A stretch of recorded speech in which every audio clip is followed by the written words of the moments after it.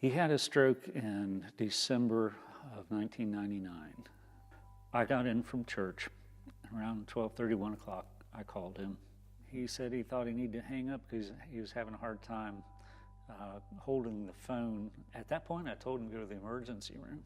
He just said, no, I started a new medication 2 weeks ago, and he just attributed what he was experiencing to that.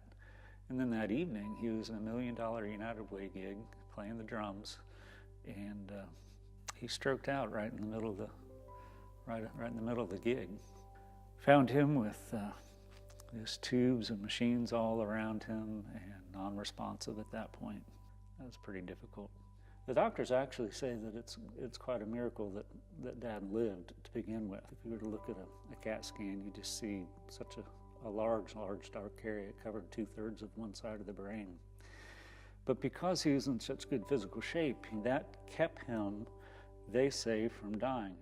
But predominantly the right side just doesn't function. And of course he doesn't speak because left side of the brain controlled his speaking ability. My dad was very apt at managing his emotions. And you have to go back into his childhood to understand this. He was a twin, and he and his brother had just bought new jackets, leather jackets, and they were walking in downtown Louisville. The motorcycle ran a car off the road, and that car ran John over and left my dad, Joe, standing there. But he was never allowed to grieve. He was never allowed to cry. They were in that age where you had to be tough, and they made you tough, and there was no crying. And so he was a very angry person in his teenage years and fought with his dad. And my grandmother called the police on him and his dad, for fighting. I mean, that's pretty terrible. He has a lot of infamous kind of stories. He is talked about in college when he dated 3 girls at once, and he laughs. I think that one sticks out more than anything else. He had a nickname in college, and it was Jolly Joe.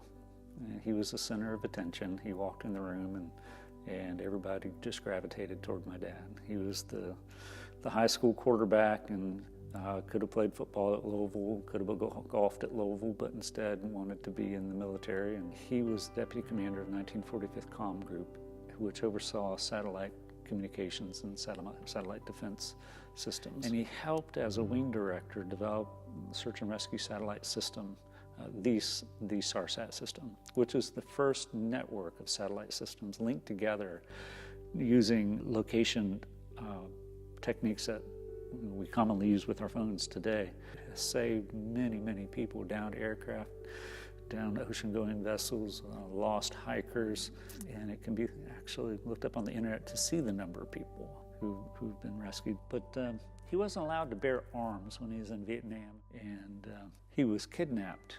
The driver was starting to take him out of town.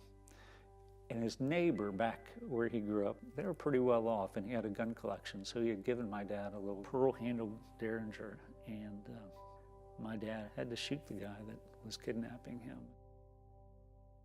When my mom died, of course he was sad, and he wept a little bit. But a couple days later, he was back to who he was. And it wasn't a couple months later, he started spending time with another woman there at the nursing facility and wanted to marry her and all. And my mom would have been great with that. Of course, it wasn't something that could happen there.